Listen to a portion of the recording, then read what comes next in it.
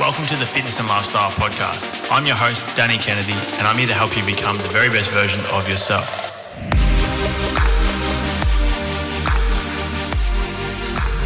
Guys, welcome back to the Fitness and Lifestyle Podcast. I am absolutely pumped for today's episode. I'm joined by Bodybuilding royalty. This guy has achieved so much within the health and fitness industry and inspired so many people, including myself. And yeah, I'm just very grateful to have him on today. So, Tony Doherty, welcome to the podcast, mate. Thanks, Dan. It's good to be here, mate. I wanted to get stuck into it and to start off the episode, just tell you a little bit of a story. So, for those that listen to or watch the show, you would know that in the past I competed for a few years, and I obviously absolutely love the sport of bodybuilding and just health and fitness in general. And throughout those years when I was competing, I remember before I'd ever been to a Doherty's gym, I'd spend a bit of time. I used to spend a fair bit of time over in LA, and like so many people over in LA, going to Gold's Gym was at the top of the list for while I was over there.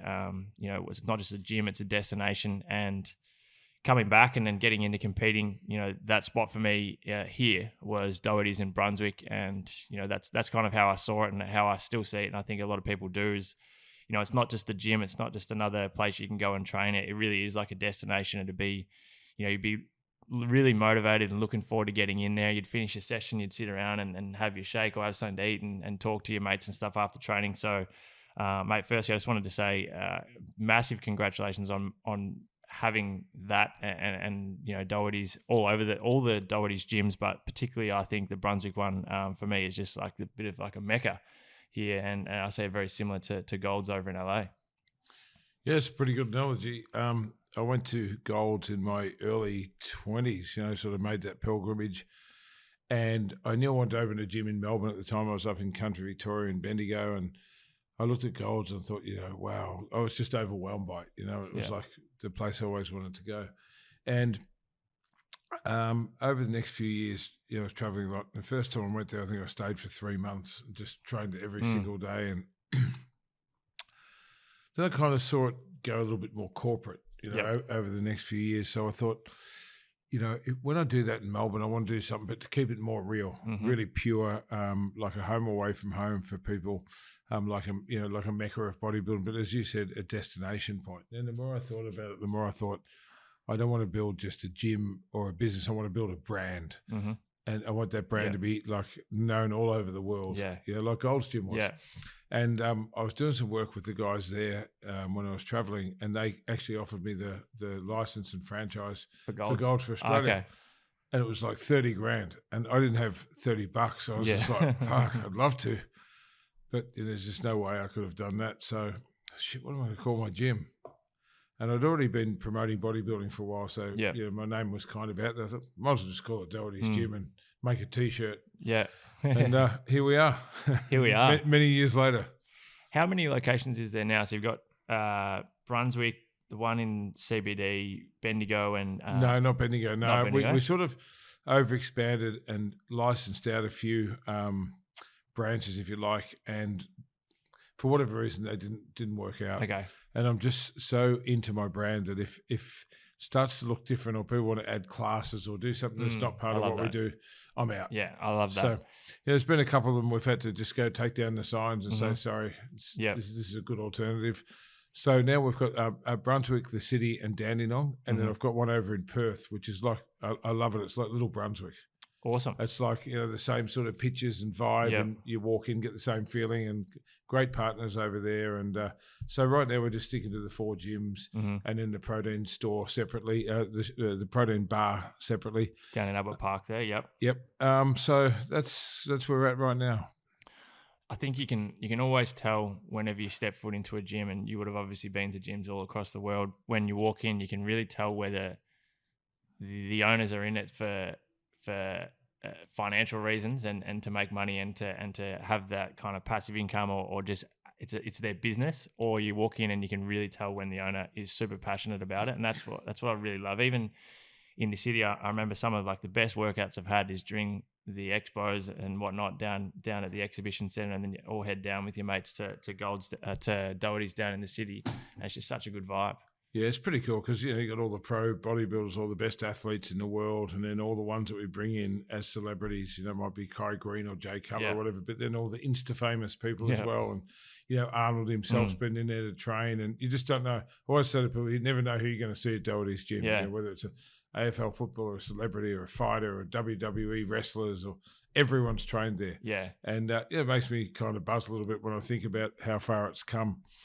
But it's you're right when you said about, you know, knowing whether or not an owner's an owner or whether they're just like an investor. It's a lifestyle or an investment. And I remember when I first started doing the Australian Pro, and I'd bring out all the this is before the Arnolds and FitX and all that sort of stuff, and I'd bring all the pros out from America, and they'd say, God, where we train, we don't even know who the owner is, and you're hands-on, you're making coffees, you're mopping the floor, you're packing away weights, whatever it takes. Yeah.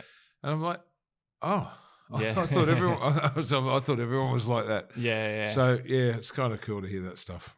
No, it speaks volumes. As a child or growing up, when you first started getting into lifting, I remember I heard on a podcast once that I listened, where you were a guest. I believe you were saying that Arnold was a big inspiration, or one of your first inspirations to get into the gym. Oh, totally. Yeah, I was like, 14-year-old kid, and I was watching. It was one of those nighttime variety shows. Mike Walsh or Ray Martin, not Ray Martin, someone like that was. Used to always have those variety shows, and Arnold was out promoting his book called The Education of a Bodybuilder. Yes. And I watched it with my dad, and I'm like, what's that? And he goes, what? I said, that guy goes, a bodybuilder. I said, what are those things in his arms? He goes, oh, they're veins. I'm like, can anyone look like that? And he goes, well, I guess if you found out about training and nutrition and lost a bit of weight, you could try it. He didn't know anything about it. I'm like, so anyone can look like that? He goes, I guess so. I go, well, why doesn't everyone look like that? I'm just like, ding, I had this light bulb moment. And I remember going back to him and said, listen, forget about school and university and everything else that we sort of worked out. I want to be a gym owner, a promoter, and a bodybuilder. Yeah. And that's it. So it came easy. Everything came easy to me.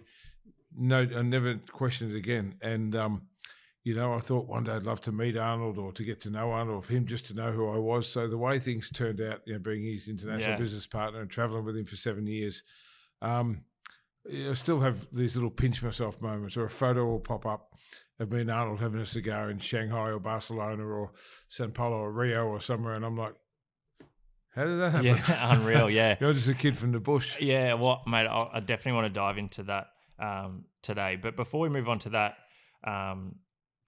I often talk on the show, and I'm especially over the last kind of 3 to 4 years, I've really found myself diving into a lot of the personal development and mindfulness type of things, and particularly meditation and journaling and whatnot. And I'm a massive believer and advocate of the law of attraction, and really thinking about the things that you want to achieve in life or whatever it may be, and really obsessing over that stuff. Is that for someone like yourself who's achieved so much, and I'm sure there's still so much to come, is that something that you've practiced over the years in terms of like visualizing how you want things to go, or what you envision, Doherty's gyms to be, or stepping on stage presenting with Arnold and running all these expos with Arnold? Is that something that you kind of had in your mind prior to all of this happening? And is it something that you still do today?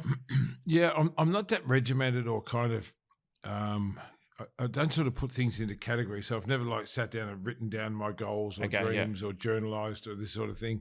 But I've definitely always visualized and I've always believed. I'm like, if you can think it, you can do it. Because if someone that doesn't think like that, they probably don't think about living outside of the box and doing what you can do. And I've always had this great self-belief, and, I never wanted to have a boss. I remember when I was a kid, even before I saw Arnold on TV, and I'd see people in offices and doing this 9 to 5 thing and dressing up and basically doing something they hated all day, every day. And I thought, I'm going to work it out so that I can kind of live on my own terms and think up my own shit, and just to kind of to think it up and then just go hunt it down. So I've always been like that, and then I get quite obsessive. Once I get my hooks into something, I know it can work. I was running bodybuilding in Victoria for the IFBB, and I waited. I learnt everything I could about it because I knew one day I'd get my shot to take over, and then to change the sport forever. Yeah, spend that time in the trenches first and figure it all out. People, I think, are inherently really impatient, and when it doesn't come true, it doesn't work out. It's not as easy as they thought. They give up. So when I first started with the gyms, everyone had, a better education because I didn't finish school. Everyone had more money. Everyone was probably smarter or better looking or whatever. But they just, I knew I could outlast them all. I'm like, as soon as they hit like a little hard patch, they're just going to give up. Quits. And then I'll just keep going. And I remember, all the big name gyms that were open back in the day, and I'll just keep going, and they all at some stage gave up or quit or got sick of it. And then we became the gym, and when I started doing, the bodybuilding shows and everything else, I just thought I'll just keep at it. When I first started, I remember I started the Australian Pro in 2001, and everyone said that'll fail. Who's going to come out all the way to Australia for like a small prize money? And I thought, well, I reckon I can look after the athletes better than anyone else and just change the whole way things are done. I remember the first Australian Pro, and I got indoor pyrotechnics. And I've always said this thing that when people say it can't be done, I'm like, fuck it, I'm going to do it. That's like, red flag. I'm like, right, okay. So they said, I remember when I first booked it was the John Batman Theatre, and bodybuilding never been in theatres before. It was, basketball courts or hotel ballrooms, this sort of shit, which I hated. I hated how people do like wedding tables at bodybuilding shows. I'm like, why don't you make a show out of it? Yeah. I remember one of my great inspirations was going to see the WWE or the WWF, what it was, the Vince McMahon wrestling show, and seeing that they used pyrotechnics and great MCs and theatre and made entertainment. So I said, I want to make bodybuilding pure bodybuilding entertainment. I'm sick of all these gaps in between divisions and people coming to see you like in your first shows and INBA, whatever it was, ICN, and the show's running till midnight and people coming to watch you, sitting there for 9, 10, 12 hours going, fuck. Never again. Never again, yeah. So I always wanted people to leave the theatre wanting more. Go, wow, I just wanted that to keep going. So I always had this kind of vision. And when I started the Australian Pro in 2001, it was the newest show in the world. Did our first year. And what I did, I lit the stage up. And they said, we can't do that. I said, why can't I do it? They said, fireworks. And they couldn't give me an answer. So I just kept at the management until they said, all right, the reason you can't do it is because you have to have a fire warden present. You have to switch off the alarms and have a fire warden present. It's really expensive. Well, how much? And they're like, I think it was $280. I'm like, can I just pay now and get my fucking fireworks in? No, I guess so. Yeah. So I remember I had the meeting with the pros in the first year, Chris Cormier and Dexter Jackson, Dennis James, all these guys that, I really admired and have become lifelong friends with, particularly Chris, Dexter, Dennis, these guys. And I remember we had the competitors meeting. I said, listen, when I say, ladies and gentlemen, the biggest, baddest bodies in the world are back, I'm going to light the stage up. You can hear all these explosions and flames. I did it, and they just about all jumped off the stage. And I thought their hair was going to catch fire because it was really loud and hot. And that became our signature, And then years later, just a couple of years later, the Olympia did fireworks for the first time. Yeah, right. Started a bit of a trend. So I picked up all the competitors from the airport because when I was traveling with our Australian bodybuilders that I managed and trained back in the day, I'd hate it that we'd be stuck at an airport and no one would be there to meet us in a foreign country. And instead of being a professional athlete, you expect better, And we'd always get put in hotels and you could only get room service. So you'd fly. Remember one year I took Sonny Schmidt to Niagara Falls for his first pro show. We're flying economy and just zigzagging everywhere to get a cheap way there. It was like close to 38 or 40 hours to get there. And he's dieted for, 12 weeks or 16 weeks. And we got there. There's no food available, no one to pick us up. And it was room service. It was like lasagna, chips and burgers and American style. I'm like, shit, you got to eat, but you can't do that before a show. Yeah. So the pattern then, when we'd go to the Ironman competition in LA and all these different shows around the world, and apart from the Olympia and the Arnold, no one thought of this stuff.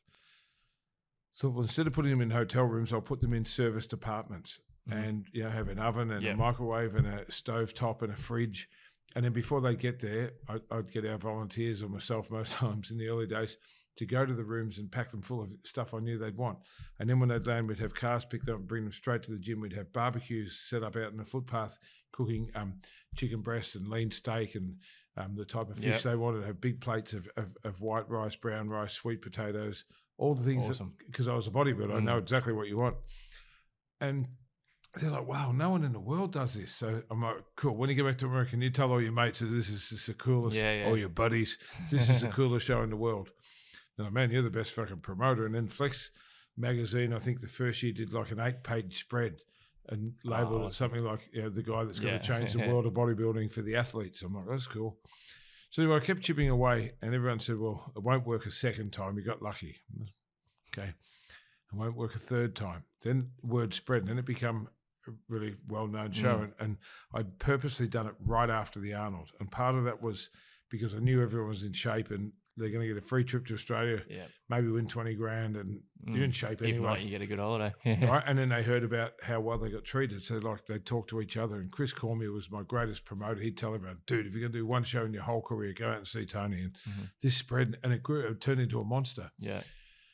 Anyway, the longest running shows obviously with the Arnold, the Olympia, then the Arnold, and then it was the Ironman, the New York Night of Champions. And then for one reason or another, those shows all folded. And at some stage I realised we're the third longest running pro show in the world. Until the pandemic hit, that would have been my 20th or 21st pro show, annual pro show consecutively in a row, which made it the third longest running show in the world. And that's what I mean about sticking at it and just outlasting everyone, because they just fall away. Yeah, you hit the nail on the head. So many people in that mindset of instant gratification. And if they don't get it, like you said, it's on to the next thing. And so it's very rare now to find people in anything, whether it's business, sport, whatever it is, that are in it for the delayed gratification. The problem is they want the easy way through it. I don't want to make money. When your focus is money, you're fucked. Right? Same as my gym. I'm hopeless. I've never had a budget. I've never had any idea of ingoings, outgoings, I still don't know how many members I've got. It's never been my focus. It's like, build this incredible product and everyone will talk about it and they'll come. One day you'll be a destination point where people fly from interstate and overseas just to come and see your gym. And I've had over the years probably half a dozen people have bought houses within a block of the Brunswick gym because so they can come to the gym. Yeah, man. That's amazing. And, people have had Doherty's tattoos and people have moved and moved their family close by and all this sort of thing, and even left their state, left Queensland and Sydney to come down and work in Melbourne so they could train at my gyms. And when your focus is that, everything else comes. Everything flows. But, sometimes it's hard. Like I remember about the third year in with the pro shows, I'd lost a shit ton of money. I still remember some guy got me some cheap flights to go back, and one of them kicked off at the airport, and they looked at the fine print on the flight conditions and said, well, you're meant to be here for 5 days on this kind of ticket. This is only day 3. And they'd always let me get away with that because someone was rude. They kicked off, and I had to buy. It was the first time I'd made money out of the pro show. It was 2000. It was 3 or 4, and I had to buy 7 or 8 one-way tickets to LA on a credit card at the airport because they're like, you told us we could go back tonight. Some of their wives had to work and all this sort of stuff. And I still remember it was $17,900. Wow. And I just made 20 grand. I'm like, oh, fuck. Right. And I never complained. I'm like, okay, I just learned a whole lot about flights and business. And that kind of organisation, I've always just taken any obstacle as learning. And we can't go on that holiday, I want to go, whatever. But my point is to anyone listening, you've fucking got to eat dirt. You've just got to sometimes stumble and take 2 steps backwards to go 1 step forward. And I remember I did the first FitX, and we kind of broke even. I thought, this is awesome. Then I listened to the wrong people. They go, you got to do this kind of advertising, you got to spend this here. And I remember I had this one sponsor. He was like, I want to see your advertising plan. And I was doing billboards and street posters, and he wanted radio ads and this. And someone taught me into TV ads. Anyway, here I am. I've never made any money. It's my second expo. I literally would borrow money or sell something, a watch, a motorbike, whatever, to get the deposit for the convention centre. And I remember it's the second year and I lost 120 grand. Fuck. I'm like, shit. And my accountant's like, you got to cut your losses, get out of this. I go, what about this? What about I didn't go to university? It would have cost more than 120 grand to go to university to learn what I just learned about advertising, about marketing, about believing in your gut and not listening to people that don't know your product, these experts have got these agencies and shit that just want to come and tell you how your world works when they're not a part of it. So I said, I think I just got the most valuable lesson of the year. So I'm going to do it for another year. I'm going to make that back and then a little bit more. And then I've got a bigger plan, which of course was the Arnold Sports Festival. So if I had given up then, I wouldn't be here doing this. I probably would have lost the gyms and just gone back to being like a regular person that hates their life. Powerful, yeah. That's perseverance. With obviously, I really would like to dive into this a little bit. So, Arnold being a massive inspiration for you, and I think, and I'm sure we'll talk about it, but for those that know who you are and are in the fitness scene, have obviously seen what you've done and the partnership and the friendship you guys have built over the years now. How did the first time you guys met come about? Well, the actual first time we met, I went to the Arnold Sports Festival in Columbus. Like, we didn't really meet. I paid the extra $50 to have a photo with him in the VIP thing. And I remember you get rushed into this room, you shake hands, someone grabs you and pushes you out the door. And back then it was a Polaroid photo, and you'd be shaking it, and someone would give you this paper, the cardboard frame to stick it in. And you sit there, come on. Hoping that it looks good. So that's the first time I met Arnold. He didn't remember this, of course, because he did probably 200 that day.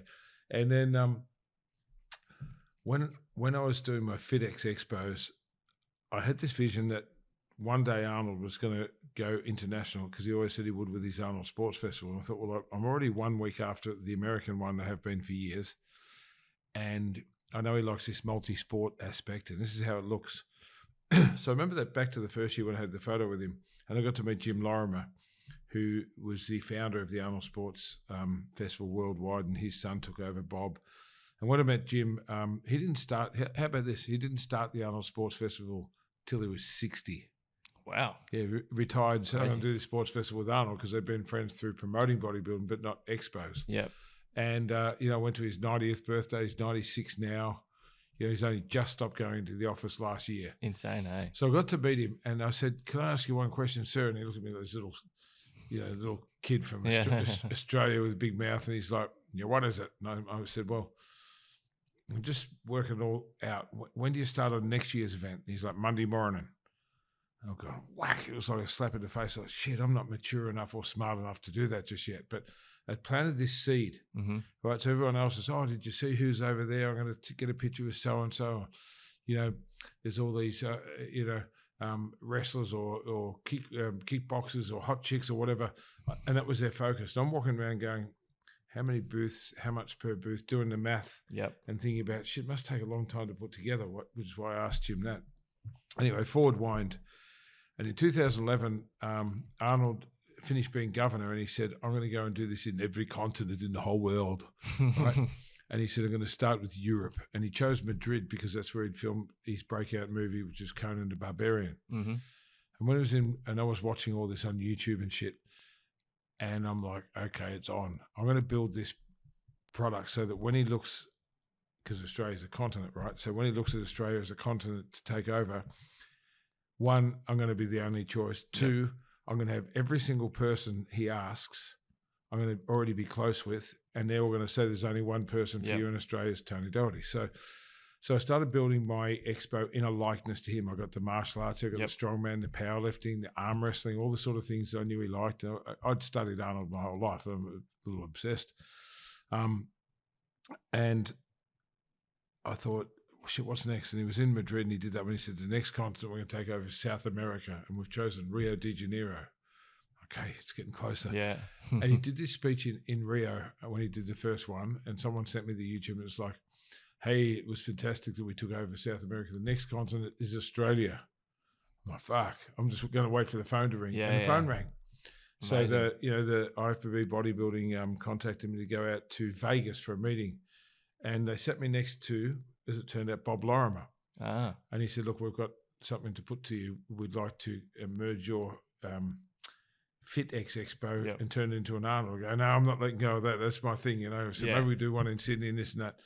And they said, well, this is the deal. And they offered me the deal. And, I'm sitting there like a gushing kid going, yep, I'm in. But I had the street smarts to say, look, I'm going to have to give this some thought. I have to go do the budget and check out the venues in Melbourne and have a look at when we can do it and whether or not I'm willing to give up my FitX brand to partner with you guys. So they're really? I'm like, yeah. So then that was at the Olympics. That would have been September in Vegas. And then Bob Lorimer said, well, I need to come to Melbourne and inspect your venues. Yeah. So he came in January. I remember because the Australian Open was on. I thought, I've got to impress this guy. And my buddies were running all the security for the Australian Open. So I took him backstage at the Australian Open.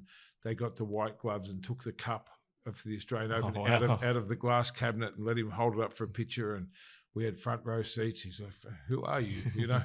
And then I took him to the MCG and MSAC and all the great sporting facilities, obviously the convention centre and hotels close by. He's like, "This is the best city in the world we've ever seen for an expo because all of your facilities are right in the middle of the city. We're in."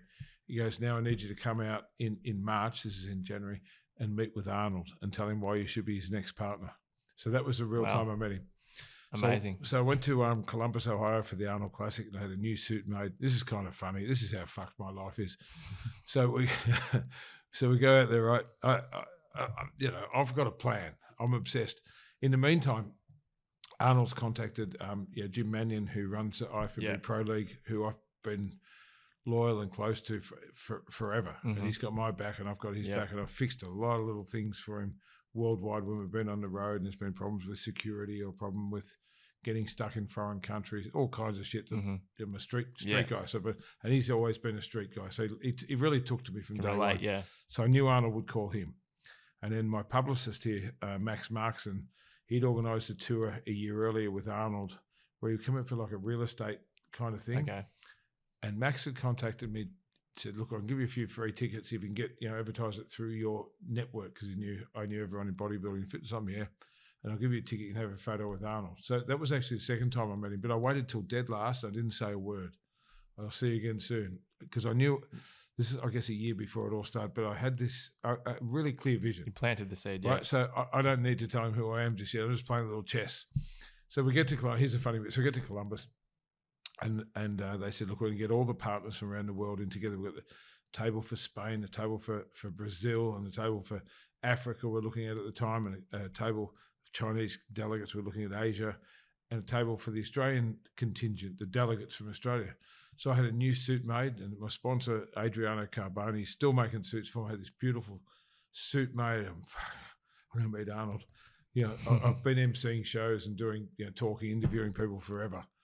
And it's the first time in my life I'm just as nervous as shit. Then Jim Lorimer got up and said, "We're going to ask, each of the partners to make a speech and say why they should be the Arnold partner." Anyway, so we all went into this room, and there's all these tables, all catered, like a wedding, there's knives and forks and plates and fucking glasses and shit. And here's this label on the table: South America, Spain, Europe, Australia. I'm on my own. Oh, right. Fuck. Yeah. So there's all these delegates of 10 at all these tables. There's like 60, meant to be 60 people in the room. There's 51.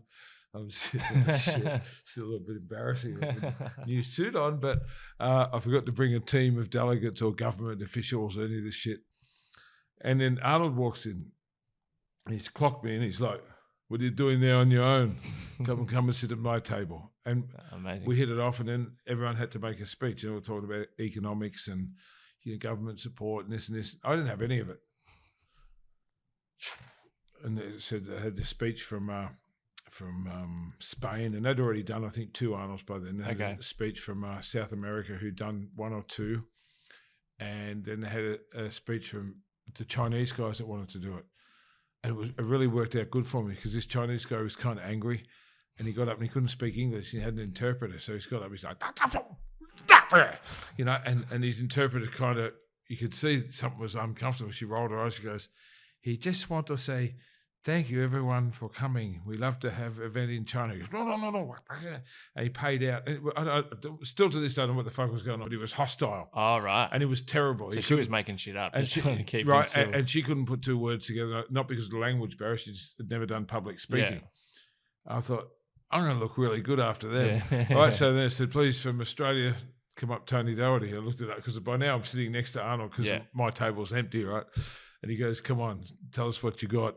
So I got up there and look, I said, "It's great hearing all these other partners from around the world and what they do and what they've done and what they want to do." And I said, "I can't promise anything like that, but we've got the best facilities in the best city in the world. It's the most," at the time I said, "Melbourne's the most livable city in the world." I said, "Bob's been out there and we had a great time." And I said, "But what I can promise you is I will come and help out at every single Arnold Classic in the world from this day forward. I will not miss one." I said, "I'm going to go home now and I'm going to work for was 361 days until the show. I said, I'm not going to have a day off for 361 days. I promise you that. I'll give it everything I've got, and I will not let you down, sir.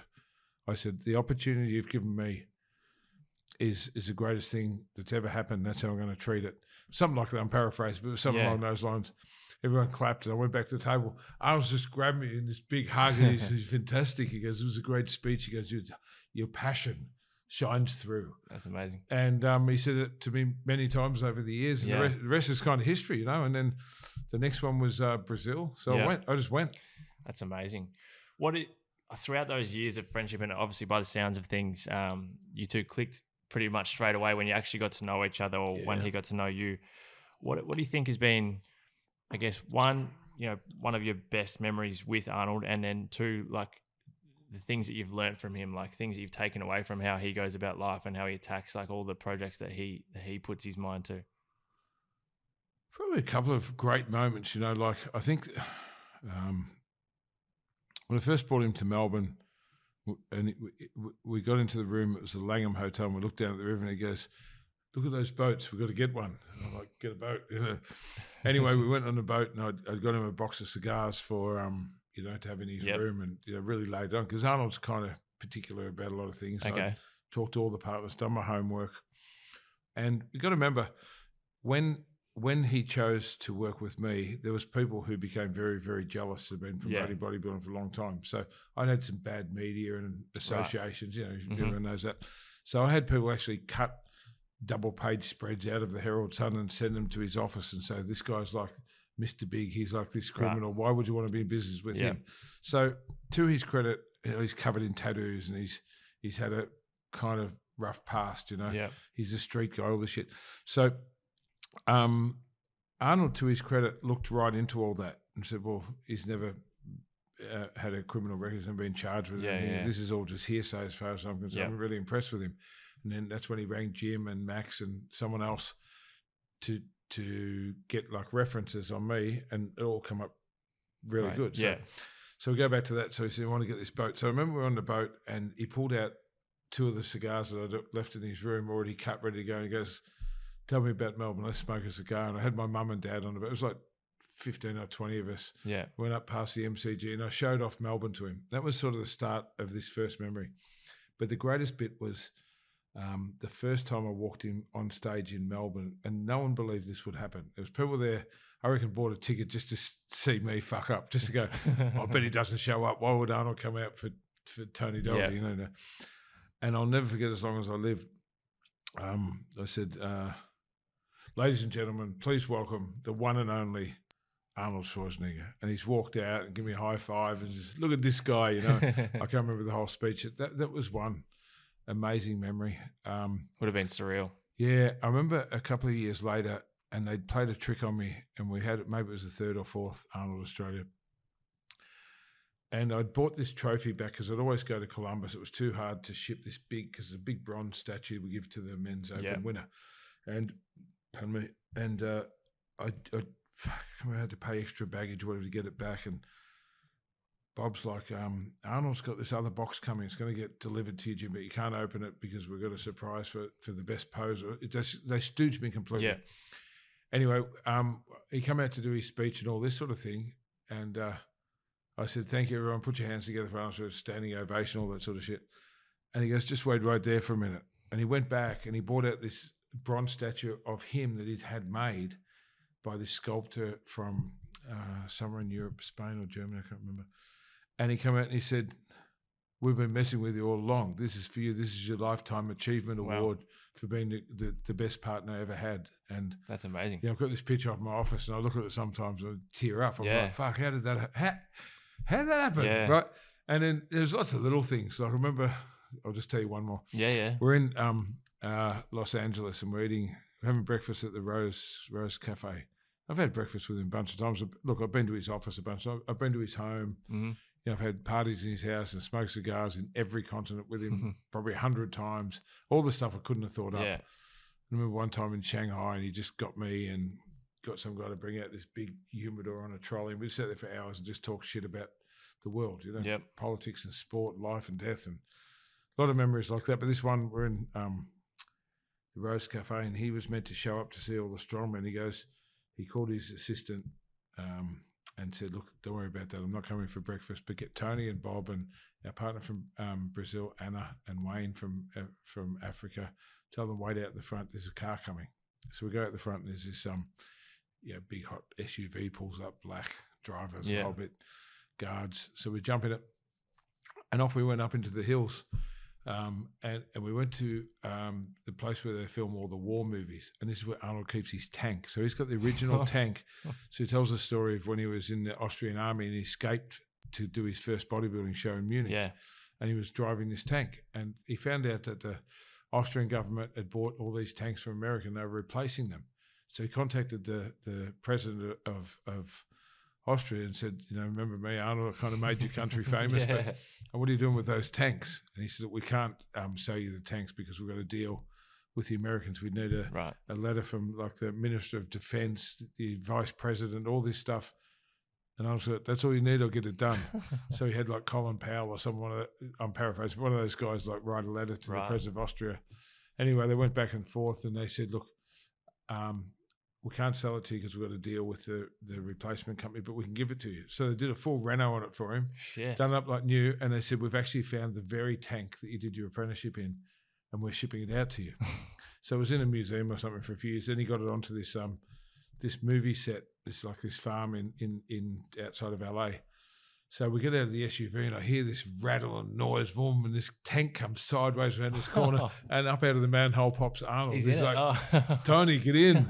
And I got in the other hole, and the other part was all sort of strapped across the top of it. And we went bush bashing in the tank with him. It was the best day. It was like, because I didn't know it was coming. It's unbelievable. That was just cool as shit. I've got pictures. I'll show you pictures later. But stuff like that, man, it's just been, it's been surreal. We went on safaris in Africa, where it was just me and him and the boys in a place in the middle of the desert, with all these beautiful animals around. And I could sit here. It was 7 years on the road and went to dozens of countries. I was just sit here and tell you stories all day. But they're the kind of ones that's amazing that come to mind. Yeah, guys like Arnold and even people like Frank Zane and all that type of stuff. Their physiques back in that era, I think for a lot of people is how they kind of like first saw bodybuilders, and that's like the physique that a lot of people really aspire to, like the tapered waist, the V shape with the wide lats and delts and everything.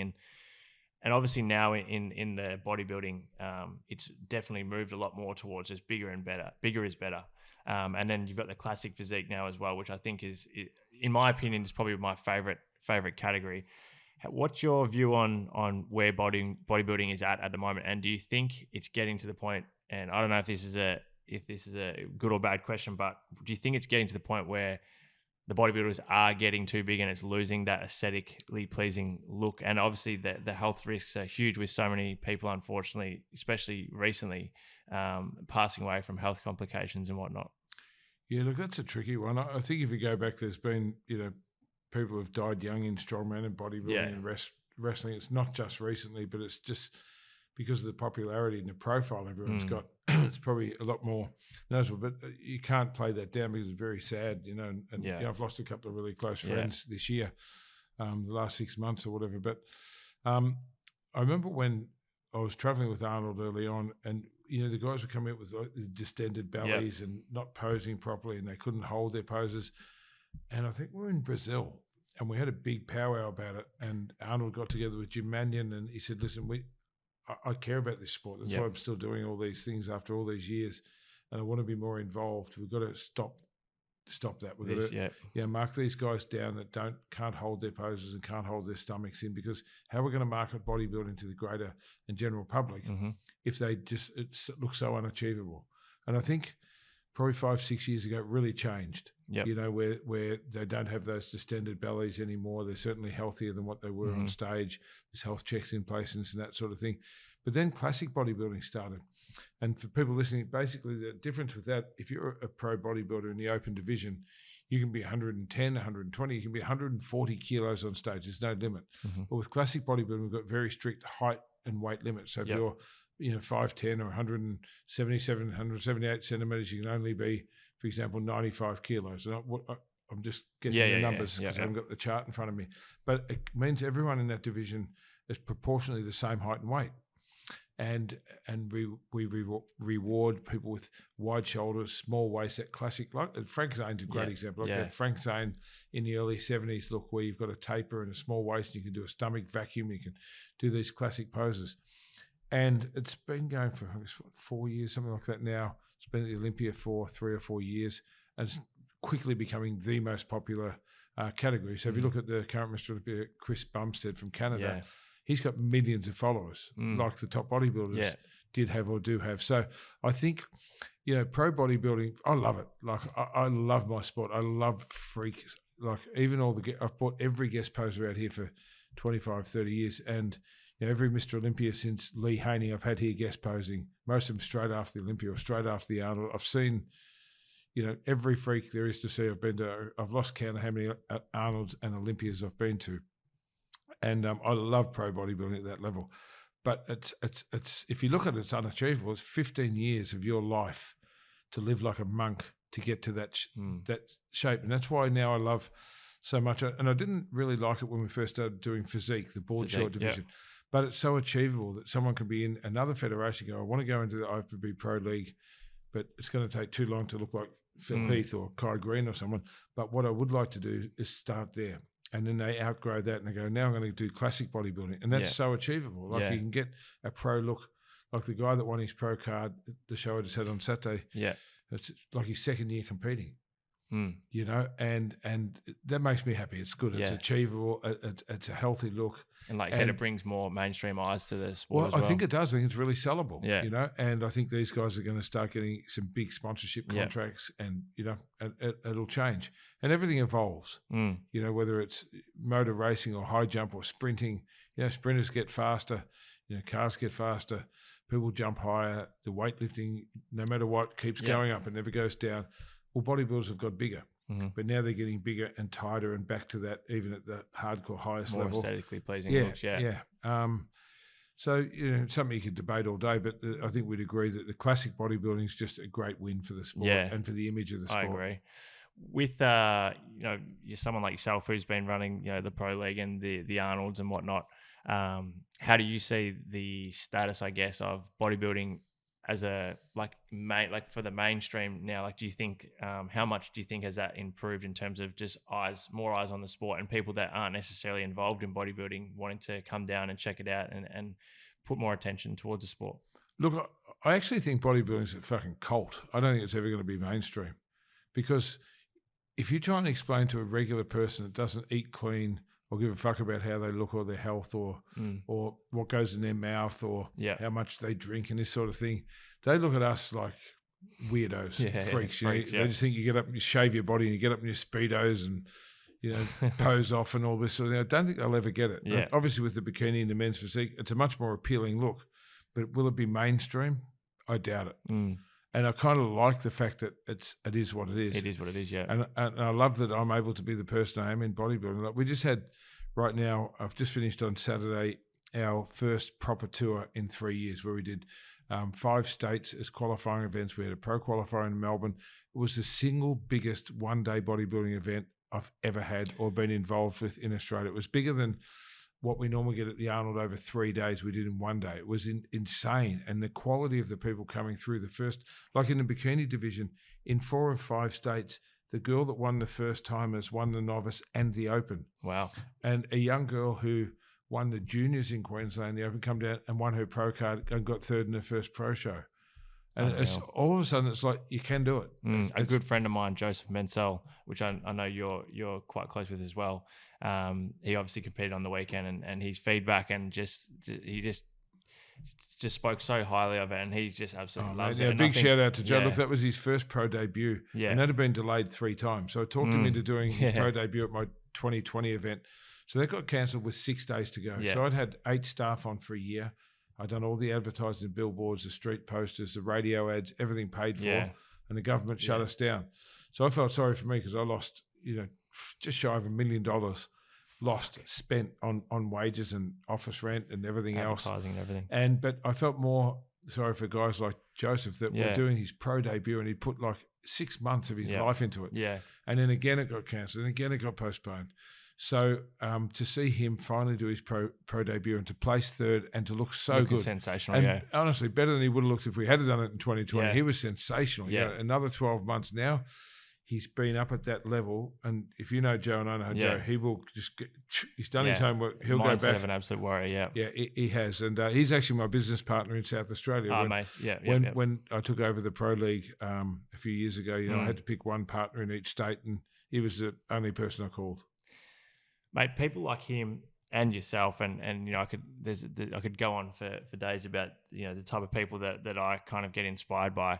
I think success leaves clues, and I believe that someone's values really determines on not only what they achieve, but also how they're not perceived by others, but how other people are able to be inspired and led by certain people. So I've always been curious about, are you consciously aware of certain values that you really try and stick to and as a person, and then you I'm the biggest people watcher in the world. I don't stop learning. I look at it almost like chess. Like if someone's good to me or someone's bad to me, then I attack it equally with the same vigor. Yep. And you asked me earlier, I didn't answer it. What are the clues that Arnold's left, and what have I watched being around him, and not just him, but some of the people I've met through him, at his office, at his home, when we've had parties and stuff on, after the strongman events in Los Angeles, and some of the stuff we've done out there.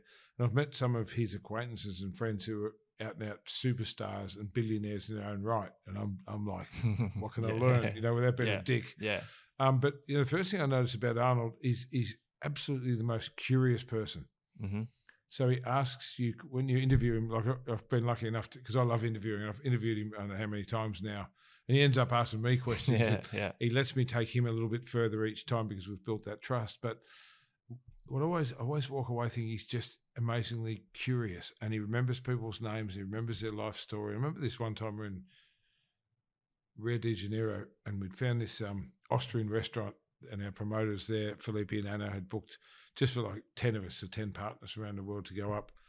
Anyway, we all went outside because they opened up just for us. And there was this old guy there who was like 80, who'd fled from Austria, I guess, after the war, and gone to Brazil without a word of English and built this beautiful high-end Austrian restaurant. Mm-hmm. I mean, Swiss Austrian, something like that. Anyway, we all went outside to smoke a cigar and talk shit because it must have been the day after the event. Maybe it was on the Saturday, I can't remember. Anyway, Arnold said, I'll be out in a minute, I was going to talk to this guy. So the guy went in to cook up his schnitzels and apple strudel and all this sort of thing. And we all came in to take our seats. There's probably 10, 12 of us. And Arnold said, I've got to tell you this amazing story about, say Fred, just told me his whole life story. Can you imagine? He left there and he came on a ship to here. He didn't have any English, so he had to do this. He washed dishes. Anyway, he'd recalled and repeated the whole life story of this guy. He talked about it for 10 minutes. And the guy came in with these plates of schnitzels. And Arnold goes, my man, he goes, I'm just telling everyone your incredible life story. You're like one of my heroes now. It's amazing, and he nearly broke down. And I've seen that time and time again, where he just gives a shit about people, and he doesn't talk down to waiters or drivers or anything else. And I thought, if you can be as successful as him, where you've mastered and absolutely annihilated 3 different careers and been a governor of California, the 5th biggest economy in the world, and you've still got this dignity and curiosity with nobodies and people, that's something to learn. And I've always been like that. So when we've got our big events, you'll find me out with the limo drivers or out, out backstage with the sound guys or the bouncers, because I used to be a bouncer, And I've noticed that. And then I guess the other one, and I need to say this to anyone that's listening that's wondering why it's not working out, is obsession. You've got to be fucking obsessed. People go, oh, you can't be too obsessed. You've got to have time off. What a lot of shit. It's just a cop-out. And when Arnold's working on a movie, for example, we can't contact him as bodybuilding fitness expo promoters. He's unavailable. And when he's doing his think tank at the University of California, we can't contact him. He's not available. But when he's doing my show and the movie people are contacting his assistants or the political people or the green energy people, which he's really passionate about, he's not available. Yeah. He's there for me. So whatever he does, he only does things that give him joy, which is something we can all learn from. But secondly, he's all in. And I have a saying, I'm all in or I'm not in at all. Mm-hmm. Yeah. And I've noticed that. And I've got a couple of friends that are in, for example, one mate who's the husband of our partner in Brazil, and he's a billionaire in his own right, makes hundreds of thousands of watches a year. Right. And I've spent time with him in Hong Kong where his factories are, and I've seen him come in with black under his eyes. I'm like, hey, did you have a big night? He goes, no, I haven't slept. You know, there was this watch, there was this one piece about it I didn't like, so I pulled the whole fucking thing to bits, and I got a file, and I sat there till 5 o'clock this morning, and I got all the team to come in early because I wasn't going to show that to anyone with an imperfection. Yeah, that's amazing. You've got soccer teams and private jets, and you're sitting there with a a file at 5 a.m, you know, and so, as you said, success leaves clues. Yeah. So I watched this guy. I'm like, oh, I just learned something else. It's okay to be obsessed. In fact, it's essential to be obsessed. So now when I take on a project, honestly, I'm unstoppable. There's just nothing. And if someone says it can't be done, I'm just, yeah, it can be done. You know, I remember Arnold said, he goes, there's no such thing as impossible. It's possible. Yeah. You know, so I think you've got to have this obsession and just this different kind of belief system. So I've always, like with my public speaking business, it's called relentless momentum, which means never stop, never quit. Got the podcast as well. I started, man, but I didn't have a studio like this. I screwed it up and I start and stop again. So I love that. It's one of the things on my list now that things are back to normal to get back doing. And I want to interview people like you're doing, you know, people that inspire me or people who've got an interesting story or whatever, because I really enjoy that. And I want to start doing my relentless momentum seminars again, where I get, you know, a limited amount of people to come and have 3 hours of my bullshit. So the life story, the keys to success that you can't learn from a school or university, from a book or from the internet. You can only learn from life and, you know, getting through some shit. And then I always have an open question and answer thing at the end where I'm just ask me anything. I don't care. Yeah. Open book. Yeah. So I want to do some more of that stuff. It's fun. Mate, and share some stuff I've learned. Yeah.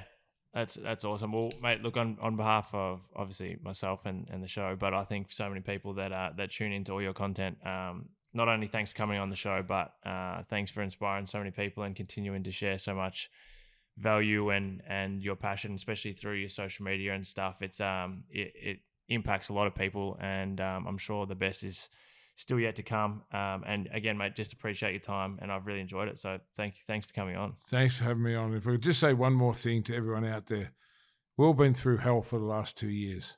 Right? Fucking stop talking about it. Don't look back, look forward. Focus on what you can do, not what you can't do, and everything gets better. Thank you. Amazing. Thanks, mate. Thanks to everyone who has tuned into this episode.